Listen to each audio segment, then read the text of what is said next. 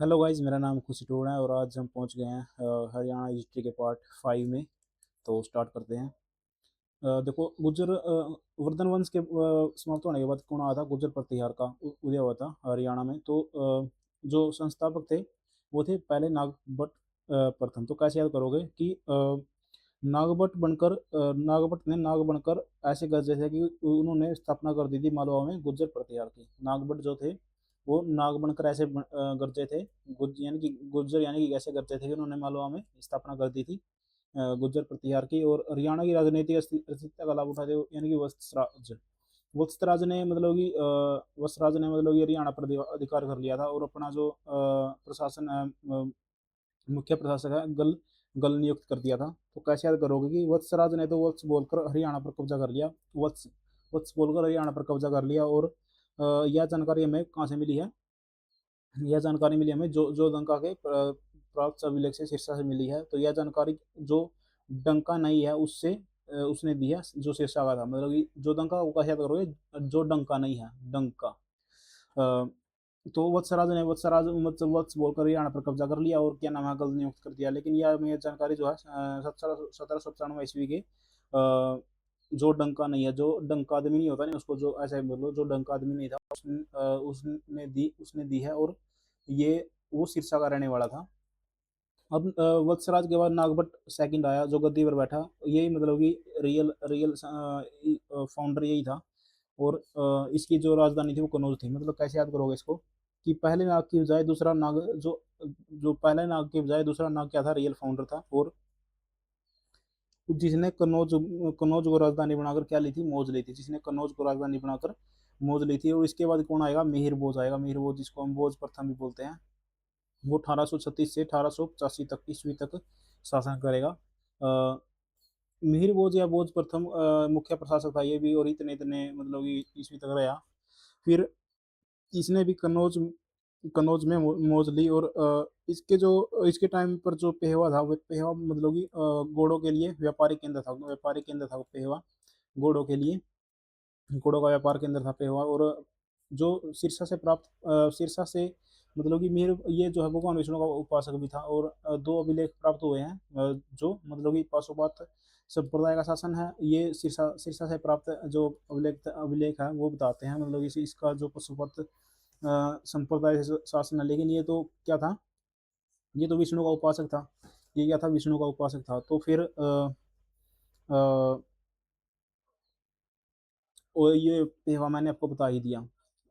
लेकिन जो मिहिर बोध के समय क्या था? मिहिर बोध के समय जो उत्तर हरियाणा था वो तो तोमरों के अधीन था। और दक्षिण हरियाणा बादनकों के अधीन था। ये याद रखना है। अब आ गया महेंद्रपाल। महेंद्रपाल मतलब कि मीर भोज के बाद गद्दी पर बैठने वाला ये शासक था। और महेंद्रपाल को का अभिलेख भी पेहवा से प्राप्त हुआ है। इसने क्या किया था? विष्णु मंदिरों की निर्माण की जानकारी देता है ये भी। और शासनकाल इसका उसके बाद है यानी कि मिहिर भोज के बाद 1885 से 1910 तक कमजोर शासन था। तो इसी के समय मतलब कि जो तोमर व दक्षिण से वो स्वतंत्र हो गए थे। मीर भोज के समय तो क्या था? बादणकों का और तोमरों का शासन था। लेकिन इसके समय तो वो क्या हो गए थे? मतलब कि स्वतंत्र हो गए थे बिल्कुल। तो एक बार दोबारा देखो, पहले हमने नाग नाग फर्स्ट देखा। फिर आया वत्सराज जिसके समय पर क्या हुआ था? हमारा शासन हुआ यहाँ पे। फिर आया नाग नाग सेकंड। इसके समय पर अधिकार हो गया था हरियाणा पर। और सिरसा से प्राप्त अभिलेख था मतलब कि जो डंका आदमी ने था उसने बताया ये। फिर आया इसके बाद आया मिहिर बोज। मिहिर बोज आया। मिहिर बोज के बाद आएगा मिहिर बोज के समय क्या हो गया था? हरियाणा पर क्या था? तोमरो व बादनकों का शासन था। फिर आया इसके बाद कौन?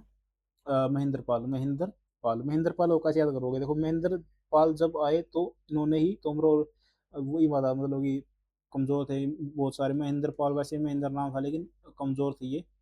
और इनके इनके टाइम में जो हरियाणा में तोमर और बादनपुर स्वतंत्र हो गए थे।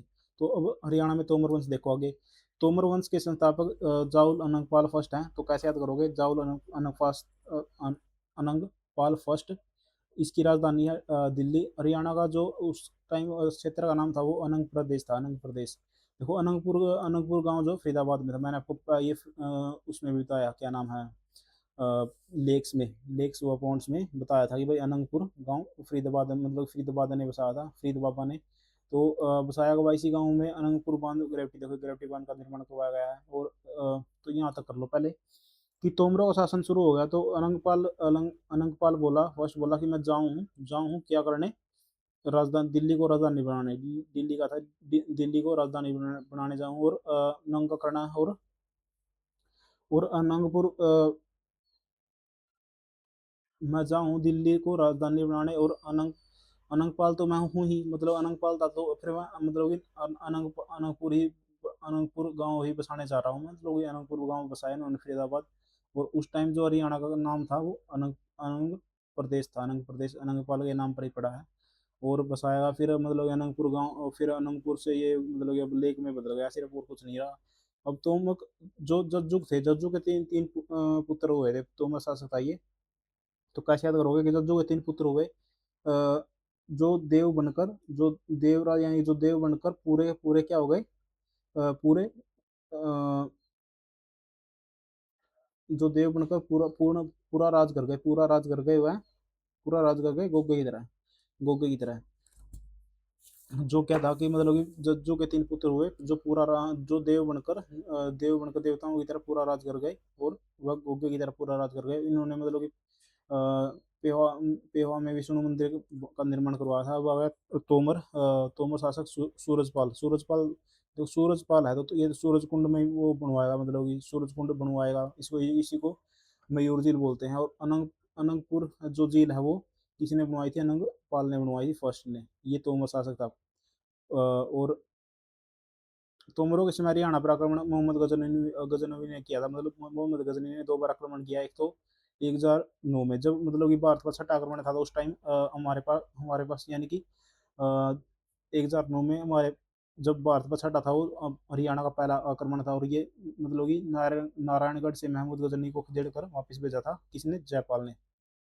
तो पहली बार मतलब जब आक्रमण किया गजनी ने, तो जय बोलकर, नारायण की जय बोलकर, मैं इंद्रपल उसको गजनी को वापस भेज दिया था। लेकिन फिर ये 5 साल बाद फिर आया, और 1014 में, और इसने थाने सर यानी थाने पर आक्रमण कर दिया था। थाने पर ही आक्रमण कर दिया, तो फिर रह क्या गया भाई, जब थाने पर आक्रमण कर दिया, तो फिर चक्कर स्वामी की वहाँ पर मूर्ति खंडित कर दी इन्होंने, इसने।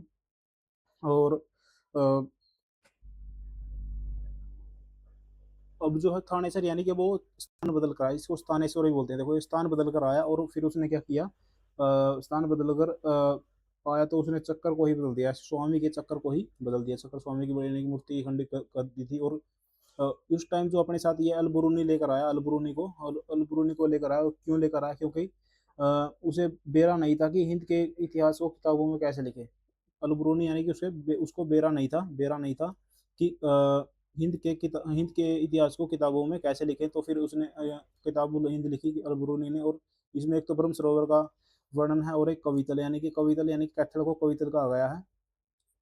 और मोहम्मद गजनी का अधिकारी जो था मसूद था। तो फिर इसने क्या किया, मसूद ने आक्रमण कर दिया किस पर, हंसी, मतलब कि इसने कहा कि भाई मैं तो मतलब कि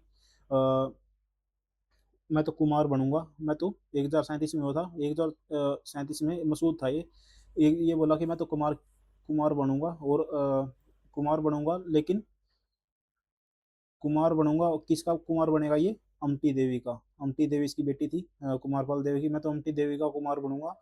फिर क्या हुआ कि वो तो बना नहीं, लेकिन अम्टी देवी ने अपनी आत्महत्या कर कर अपने आप को मिट्टी में मिला लिया। 1037 में युद्ध हुआ था मसूद का, मसूद उसका वो था।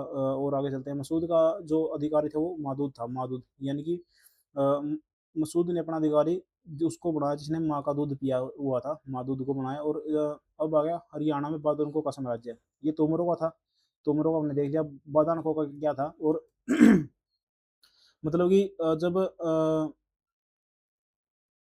इनका जो बादानकों का कैसे याद करोगे, देखो बादानकों की शक्ति का अंत तो वैसे तो एक मिनट, जो बादानक जो थे वो रेवाड़ी महेंद्रगढ़ व राजस्थान में बाड़े पर रहते थे, रेवड़ी खाकर। रेवड़ी खाकर बाड़े पर रहते थे। इनकी राजधानी कौन सी थी? बाड़े पर इन्होंने ली हुई थी रेवड़ी खाकर, रेवड़ी दे देकर मतलब कि बाड़े पर ली हुई थी। लेकिन इसकी जो बदान की शक्तिकांत पृथ्वीराज चौहान ने किया था 1182 में। और हरियाणा पर चौहानों का अधिकार 12वीं शताब्दी में हो गया था, यानी कि जब 12वीं शताब्दी तो है ये, और क्या नाम है, जब बादानको का पूरी तरह अंत हो गया तो फिर ये आ गया। और 1139 में भाई मतलब कि चौहानों ने सोचा कि अरुणोराज यानी कि अपना राज आ गया है, अपना नरेश, चौहान नरेश ने कहा कि चौहान नरेश द्वारा हरियाणा पर अधिकार कर लिया था 1139 में। अ, कि भाई हमें तो चौहान मतलब कि हरियाणा को हरियाणा पर क्या है, अरुण राजा यानी कि अपना राजा आ गया और हम वहाँ के नरेश बन गए, हम वहाँ के अपना राजा आ गया और हम वहाँ के नरेश बन गए हैं। चौहानों का जो शक्तिशाली राजा था वो पृथ्वीराज चौहान हुआ, तृतीय था, पृथ्वीराज तृतीय कह लो या पृथ्वीराज चौहान कह लो। इसने मतलब कि तो गोरी का युद्ध हमें पता ही है। और इसका जो चंद्रबरदाई इसका कवि था ये भी हमें पता है, इसने पृथ्वीराज रासो की रचना की थी ये भी पता है। और इसका जो चंद्रबरदाई का जो स्थान था वो झांसी में था। अब पहला तराई का युद्ध हुआ तो क्या हुआ कि जो झांसी का गवर्नर था गोविंद राय, उसने क्या नाम है इसकी सहायता की पृथ्वीराज की, तो ये जीत गया। दूसरी बार जब और मोहम्मद गौरी हार गया था, फिर दूसरी बार युद्ध हुआ तो क्या हुआ, इसने तो मतलब इस सहायता तो की लेकिन ये वीर गति को प्राप्त हो गया गोविंद राय। और क्या नाम है जयचंद ने गौरी का साथ दिया तो जयचंद जीत गया था। फिर इसके बाद मतलब कि वो आई थी इसके बाद मुस्लिम सत्ता आई। और क्या नाम है फिर क्या हुआ, मोहम्मद गौरी के खिलाफ क्या हो गया, यहाँ पर आक्रमण मतलब कि विद्रोह होने लगा। तो पहले सबसे पहले विद्रोह हुआ मेवात में बोला कि भाई ये तो हम हेमराज यानी कि हमारा राज्य है। और हेमराज उसने फिर विद्रोह को दबाने के लिए क्या किया, गौरी ने किसको भेजा, बजहुद्दीन को भेज दिया। लेकिन बजहुद्दीन को उसने बजा दिया और दीन कर कर बजा दिया, किसको, हेमराज ने बजहुद्दीन को दीन कर कर बजा दिया। तो फिर कुतुबुद्दीन ऐबक को भेजा दोबारा। कुतुबुद्दीन ऐबक ने मतलब कि क्या किया, ऐबक ने सबक सिखा दिया किसको, हेमराज को, हेमराज की हत्या कर दी। तो ये तो उन्नू का खत्म हो गया। फिर उसके बाद रेवाड़ी पर भी क्या था, रेवाड़ी में भी विद्रोह हो रहा था, कौन कर रहा था, तेजपाल। तेजपाल जो है बड़ी तेजी से मतलब कि लगा हुआ था। और उसने क्या है, इब्राहिम 12,000 मतलब 12,000 को तो बड़ी तेजी से खत्म कर दिया, तेजपाल ने बड़ी तेजी से खत्म कर दिया किसको, अ, अ, मतलब 12,000 ही सेना को खत्म कर दिया। फिर कुतुबुद्दीन ऐबक आया तो इसने भी क्या किया, कुतुबुद्दीन ऐबक ने भी इसको ऐबक ने इसको इस तेजपाल को भी सबक सिखाया। फिर ये जो आंसी और सिरसा में विद्रोह हो रहे थे तो इन्होंने मतलब कि कुतुबुद्दीन ऐबक ने इनको भी सबक सिखाया। तो फिर क्या हुआ कि मोहम्मद गौरी ने खुश होकर मतलब कि ऐबक की खुश होकर इसको हाँसी का एक क्षेत्र दे दिया, हाँसी का एक क्षेत्र सौंप दिया। और फिर क्या होगा, भारत में क्या होगी, इसको मतलब कि भारत में प्रथम इक्ता दिया गया इसको, प्रथम इक्ता। और इक्तेदार कौन था, पहला प्रथम इक्तेदार कुतुबुद्दीन ऐबक था। और हाँसी का इक्ता दिया गया था, यानी कि एक क्षेत्र जैसे राज्यपाल बनाते थे पहले, सॉरी हाँ राज्यपाल बनाते थे, भाई ये क्षेत्र तुम्हारा, ये तुम्हारा। तो ऐसे ऐसे पहला इक्ता जो है हाँसी का क्षेत्र था वो। और क्या नाम है और कुतुबुद्दीन ऐबक को दिया गया था। अब जो पृथ्वीराज चौहान ने मतलब कौन से किले बनाए, एक तो गोहाना का किला बनाया है 12वीं शताब्दी में। और एक ये किसके नाम पर बनाया है, दरिया सिंह मलिक, दरिया सिंह मलिक के नाम पर बनाया था ये। वहाँ पर वो थे मतलब कि एक टाइप का मतलब कि राजा ही थे। और तरावड़ी का किला बनवाया, तराई का किला करनाल में। और उसके अलावा हाँसी का किले का पुनर्निर्माण करवाया था। और अब आएगा दिल्ली सल्तनत, ये हम अगली सेपरेट वीडियो में करेंगे, तो आज यहीं तक करेंगे। थैंक यू गाइस, आप चैनल को सब्सक्राइब करो और लाइक करो यदि आपको ट्रिक से याद हो रहा है। Thank you guys.